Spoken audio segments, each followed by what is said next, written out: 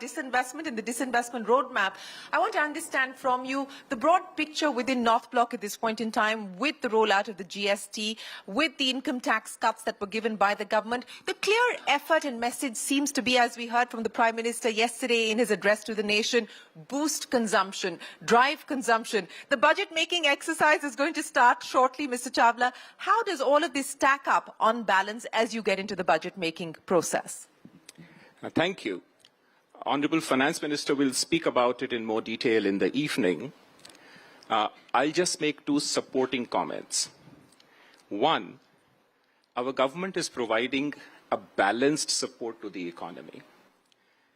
And balanced support includes support to private consumption, and which, as you very rightly said, includes both the income tax relief that was given in the budget and this great GST 2.0 reform, which is being rolled out and which was announced by the Honourable Prime Minister, both from the Red Fort and yesterday.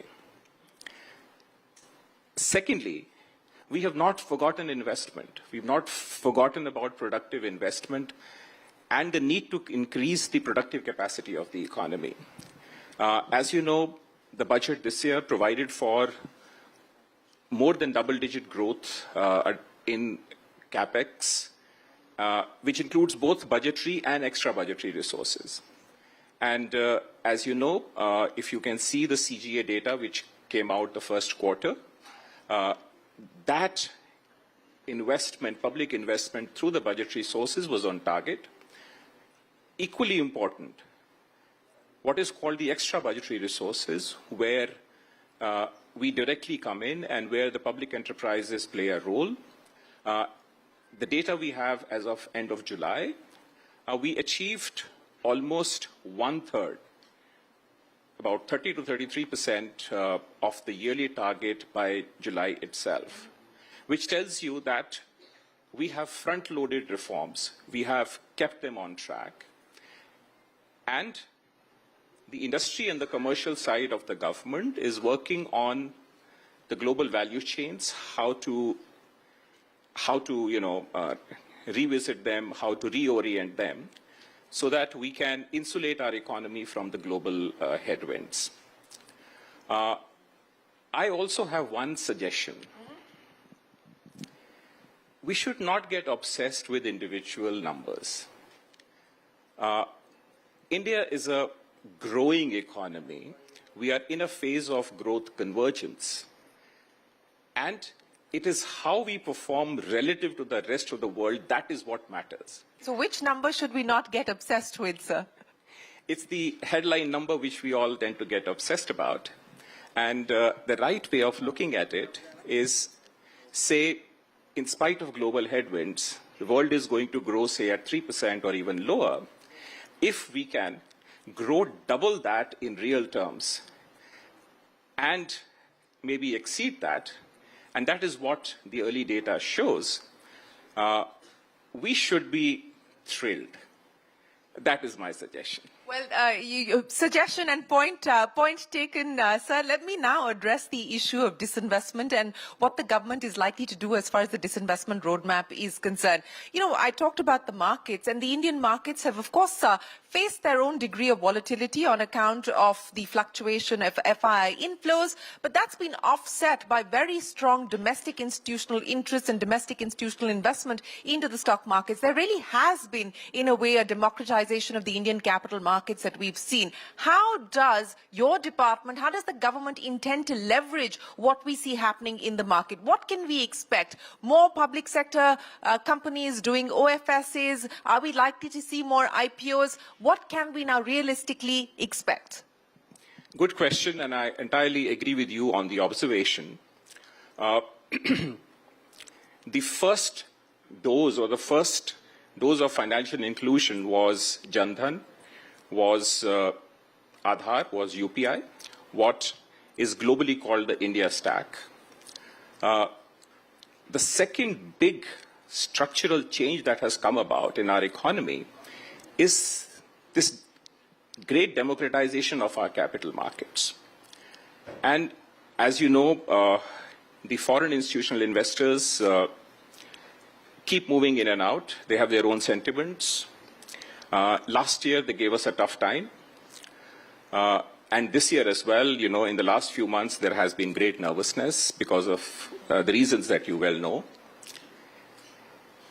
To great comfort and great relief, the domestic institutional investors have become part of our capital markets in a very organic way and in a very democratized way. And if I can just quote you numbers, just say last closing financial year, if the FIIs were maybe slightly negative in the net sense, the domestic institutional investors poured in 6 lakh crores of savings and into the capital markets. So we have moved away from that era where everyone just kept money in fixed deposits and provident funds. And mind you, almost 2/3 of our domestic institutional investments, the mutual funds and the, more high net worth individuals, almost 2/3 of it is just individual investors. And what they poured in as 6 lakh crores is almost twice as the 3-year moving average, which is again twice of the previous 3-year moving average. And this year, they say from January till August, again, as the FIIs in a net withdrew 1 lakh crores, the domestic institutional investors poured in 5 lakh crores. And that is why our capital markets are the best performing world over. We have overcome the headwinds, and you can see they're now stable and looking forward to what today you call reforms reloaded. So what can we expect as far as your pipeline is concerned, sir, both in terms of IPOs, in terms of public sector enterprises, public sector banks needing to meet the minimum float norms that the regulator has in place? Give us a timeline of what is on the anvil. You can expect from us honest gratitude to the small investor. Can you put a number to that, sir? What does that mean exactly? So essentially what that means is that we started with a few market stake sales at the beginning of the year. We held up a bit in the days of nervousness, but as markets have stabilized, we will bring in value creation opportunities for small investors. We will bring in more OFS, we'll bring in minority stake sales, we'll bring in maybe a few IPOs, and we will speed up this journey. And I will also congratulate and thank CNBC-TV18 because you have helped us connect the policy space, the market space, the investors together in such a beautiful manner. Well, thank you very much for that, and we look forward to being able to continue to do that, sir. But, you know, so the second half of the year, IPOs, minority stake sales, and OFS, do you intend to make that disinvestment target of 47,000 crore rupees, or perhaps this time, for a change, beat the disinvestment target as well? Fingers crossed, beat it this year. Beat it this year. You're feeling confident about that? Absolutely. IPOs, on the insurance side, are we likely to see IPOs from the insurance companies? Are we likely to see IPOs from the defense space? Because that's a space that the markets are at this point in time fairly excited about. Where could we see the next set of IPOs coming in from the public sector? It would not be fair for me to name individual companies. You can give us a sector. Yes. But broadly speaking, what you said are the right sectors. And in these sectors, you will see various forms of minority stake sales through various methods, the SEBI-approved methods. And we, as you said, have a good target in mind and maybe exceed it so that all these small investors who have reposed their faith in us, we repay the gratitude back to them. So how do you then respond, sir, to the comments that have come in from many market observers and market watchers who say that, look, the disinvestment story in India is dead? I would refute that very strongly. We tend to pick up stereotypes very quickly. What is disinvestment needs to be understood very carefully. And if you see the evolution of this policy 25 years ago, when this department of the government was founded, it has been through four phases. The first phase was 1999-2004, which was a learning phase, or you can say an experimental phase. The second phase, that is 4 to 14, was a phase of political constraints or coalition constraints. That is a better word. And of course, the strategic disinvestment took a backseat, but the department continued with minority stake sales. The department continued to engage with the capital markets. The third phase, which is 16 to 21, we would say was the revival phase, when strategic disinvestment was revived, and revived in the right earnest, because you see, and the fourth phase, which is 21 onwards, which is called the Atmanirbhar Bharat PSC policy, is a phase of integrated disinvestment policy. And what that means is that disinvestment and closure are two sides of the same coin. At a micro level, they may look very different, but at a macro level or in a general equilibrium framework, they both create greater space for the private sector. And if you see, as many as 50 public enterprises have been taken up either for disinvestment or closure in the last 50 years. And that has yielded dividends. You see such an exciting private sector manufacturing growth. But we must not forget that public sector also has a fair, bona fide role to play in our economy. There are certain strategic sectors, there are certain public goods, there are certain public services, there are issues of inclusion which are not for profit in nature. That is where, and of course, now in the present global framework, maintaining the security of our global supply chains, of our raw materials, of our minerals, is equally important. And therefore, when we talk about the disinvestment policy today, it means public sector does its job that is due to it, the private sector does what is due to it, and we share wealth and value that public assets create with the people of India, with the citizens of India, and with our small investors. You know, so let me just push back a little bit on that, because the banking sector, for instance, the expectation was that we would see privatization. That is not the case. In fact, we had the DFS secretary telling us that the government has no intention of bringing down holdings under 51% at this point in time. Telecom, another sector where the government has decided that from a strategic point of view, it does not intend to disinvest. So which are the sectors where strategic disinvestment is likely, where there is still an intent and an appetite to go forward with strategic disinvestment? I would not like to comment beyond my pay grade. So this is very much your pay grade. You're going to have to do this. Okay, let me put it this way. I would not like to, say things which are beyond my immediate domain. But all I can assure you is that all major public sectors, including the financial sector, which is the banks and the financial institutions, are part of our disinvestment framework. You may see one or two big strategic disinvestments, but you may see many more, maybe half a dozen OFS or follow-on offers or different forms of minority stake sales. So half a dozen minority stake sales by way of OFSs, etc., but one or two strategic disinvestments. Let me guess which one or two of those strategic disinvestments it could possibly be. IDBI Bank. So we're talking about reforms reloaded and accelerating reforms. It's been a disinvestment in the making for over a decade now. Are we going to close it this financial year? Hopefully, yes. Honorable Finance Minister said it in an interview recently, and we are working hard day and night to make it happen. By when will you invite the bids for IDBI Bank? The only number timeline given out in the media is end of the financial year.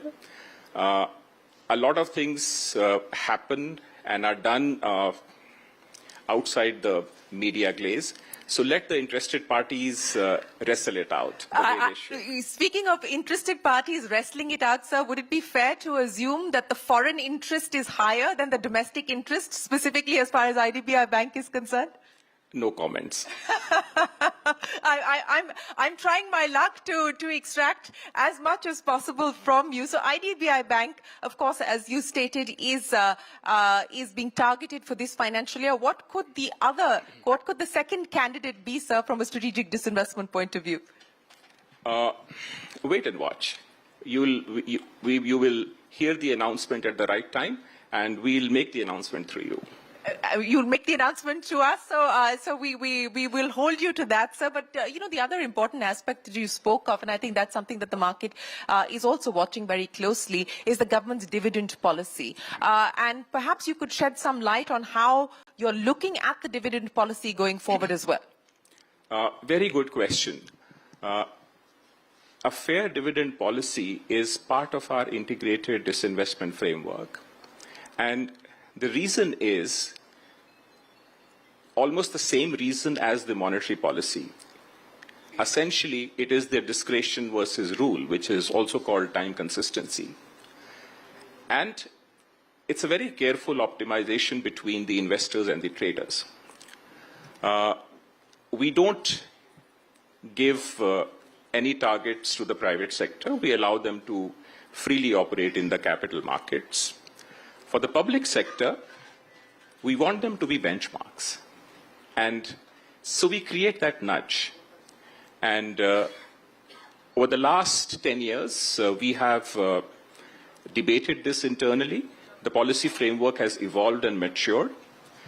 And we now ensure that public enterprises who have moved bravely onto the capital markets and have won the trust of investors should pay 30% of their profit after tax or 4% of their net worth, whichever is higher, as fair dividends to small investors. And this has picked up. If you see in the last 5 years, the dividends payout by the public sector enterprises has doubled. And even though they occupy only 14% of the market cap in our capital markets, they pay 25% of dividends to the small investors. So that will continue? That will continue, and they achieved a record landmark last year. Almost 1,20,000 crores was distributed as total dividends, and we hope to exceed it this year. You hope to exceed that number this year, 1,20,000 crores. IPOs, and I want to go back to that because the last big blockbuster from the government, of course, was the LIC IPO. What's the thinking? What would you like to prioritize in terms of the IPO pipeline? We talked about how strong the appetite has been as far as the primary markets are concerned. What would the government like to prioritize, given the global challenges as well as the appetite in the market from an IPO perspective? Good. We are doing investor meetings and market research. You should expect that at least some public enterprises in the strategic sector or natural resources space, or maybe their subsidiaries, will be brought out and placed suitably. So natural resources space. So you've given us a clear heads up there in terms of what the priority is likely to be, sectorally at least at this point in time. Okay. And how soon can we expect you to look at hitting the markets? End of financial year. Anything before that. This financial year. So that's the target. And how many are you working towards, sir? No comments. Okay, fair enough. Mr. Chawla, I want to take a little segue away from disinvestment to talk about something that I know you've very closely been involved with. I don't know how many people in this room know, but he's, of course, had stints at the IMF, and he's been very closely involved with economic diplomacy as well. As you look at what's playing out at this point in time with tariffs, especially with the ongoing negotiations between India and the US, what do you believe are likely to be the outcomes of these negotiations? How confident do you feel that we will, in fact, be closer to getting some sort of an agreement in the next few weeks? Those who are not part of negotiations do not comment on it when particularly they leave those positions. As an observer. This engagement will continue. It's very difficult for anyone to predict which way it will go. But my own view is that we should not respond in a knee-jerk fashion, which is what we are doing. We should continue to work on our fundamentals, strengthen our economy, provide balanced support to growth, reorient our value chains, and at the end of it, it will pay us good dividends. So, a calibrated approach is what you're essentially suggesting. But on the macros, as you look at what's happening, especially as far as the currency markets are concerned, and we've seen a fair degree of volatility there, how do you see the rupee and the move in the rupee also offsetting some of the impact as far as exporters are concerned? But, what you believe the strategy should be there? It's the domain of the central bank, so I would not give any comment on it. But being the market-facing department, whatever we see and whatever we research, broadly the rupee is aligned with the fundamentals, which is called the real effective rate.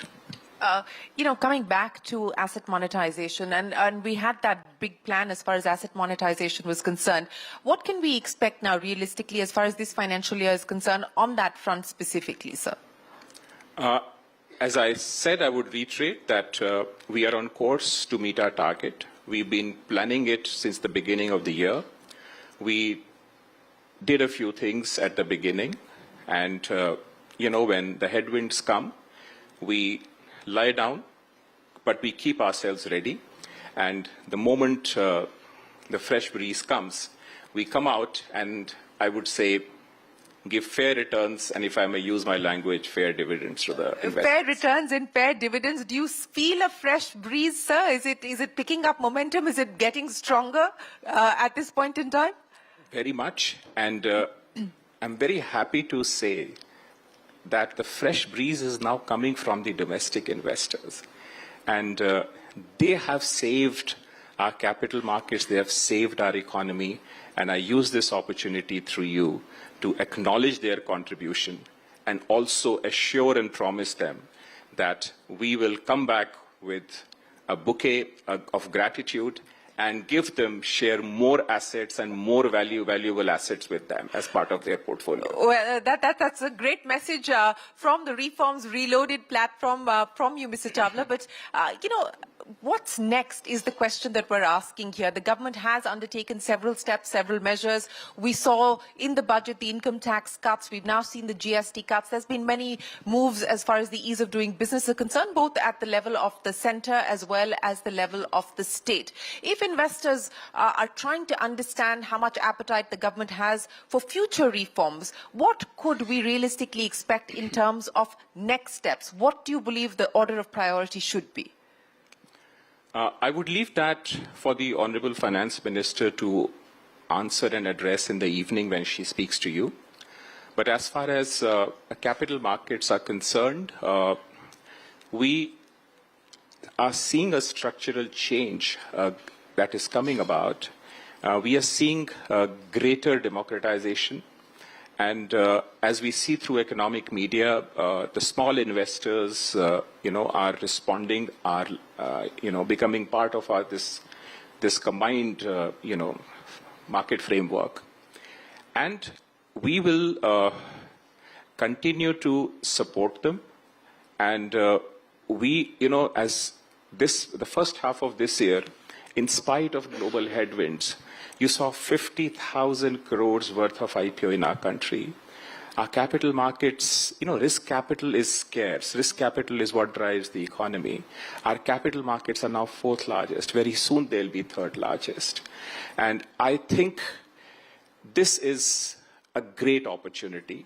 And I would urge all Indians, entrepreneurs, startups, investors, CEOs, and fund managers not to miss this opportunity. This is an opportunity which will be there, say, for 2-3 decades before the growth convergence moderates. and we should all celebrate the success of India, the success of Bharat, and make it part of everyone's dream. Well, the Indian stock markets today continue to be fairly resilient. Despite all of the headwinds that came in over the weekend, the markets have been holding quite bravely through the storms. But, they say reform is the art of the possible, Mr. Chawla, especially from your vantage point as the Secretary of Department of Public Asset Management. We know the political constraints. What would be some of the other constraints? What are some of the other challenges that your department has to contend with to get things done, and especially to pick up the pace on where you find yourself today? A good question. It is essentially the market movements that we care about. And of course, the timing of what we announce and what we do is determined by that. And that is what will drive us going forward.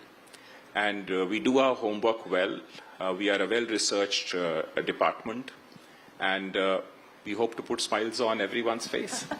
Well, certainly smiles on everyone's face. I'm going to throw this open to the audience. If there's a question that anybody here has for the Disinvestment Secretary, we'll get a microphone across to you. Sir, if you can just stand up so that it'll be easier for us to get a microphone across to you, and then we can have your question coming in.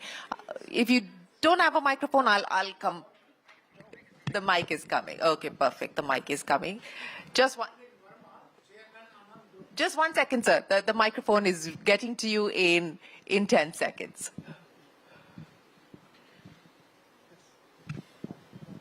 I am Anil Verma, Chairman, Anand Group of Enterprises. Sir, I am ex-banker also. I have retired from State Bank as an AGM. As far as investment is concerned, sir, it is a basic concern of the investor. Only two factors. Security number one, return second. Do you have any investment scheme in your mind which ensures these two things? Because banks are failing, financial institutions are failing, even stock market is also dodging. That is why people are investing in gold, and gold is soaring, which ensures security as also return. Do you have any investment scheme in your mind, sir? Do you have a gold-beating investment scheme up your sleeves, Mr. Chawla? I would partly agree with you and also partly disagree. It is true that traditional modes of investment, excite households even today. Part of it is because of, sentimental reasons. Habits take time to change. But as far as the other side is concerned, the reason why we have adopted an integrated value creation strategy is precisely what you said. The strategy nowadays has four pillars. One is corporate performance. We guide, we monitor, and we nudge the corporate performance through a very strict evaluation framework. And most public sector managers, their pay, their perks, and their future depends on it. Secondly, sustained capital investment. They all have, in line with their business needs, they all have individual investment targets, which are monitored on a monthly basis. And the third is fair dividends, which is to ensure returns to small investors in a consistent, sustained manner. And fourth, of course, is calibrated disinvestment or asset monetization, as you said. The purpose behind this integrated policy is precisely what you said. Habits are changing. They take time to change. They are changing, and we see evidence of that change. And we hope the future will be better. Well, we certainly hope the future will be better. Let me end by asking you, sir, you've promised to put smiles on the faces of investors. How quickly should we be prepared for that? As I said, this financial year itself. This financial year itself. Arunish Chawla, many, many thanks for joining us and kicking off the Reforms Reloaded event with a very clear roadmap on what the government intends to prioritize as far as its disinvestment plan is concerned. You believe and you feel confident that you're going to be able to beat your target this time around, and we look forward to hearing more from you as and when you do deliver that number. Ladies and gentlemen, a big round of applause for the DIPAM Secretary, Arunish Chawla. Thank you very much for your time, sir. Thank you very much.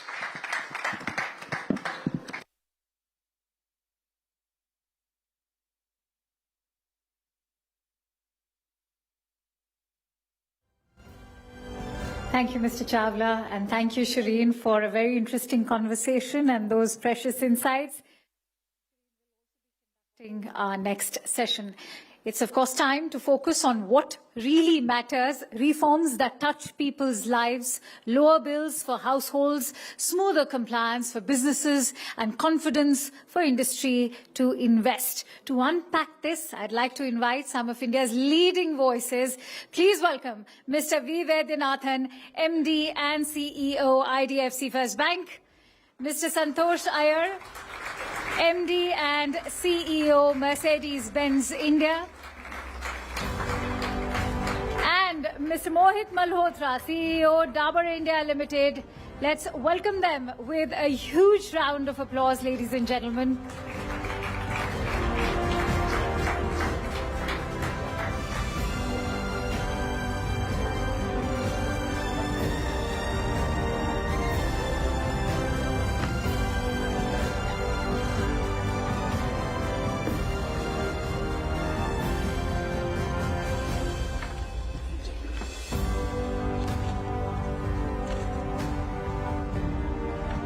Well, we continue our conversations here, and it's time for us to welcome representatives and stakeholders from industry.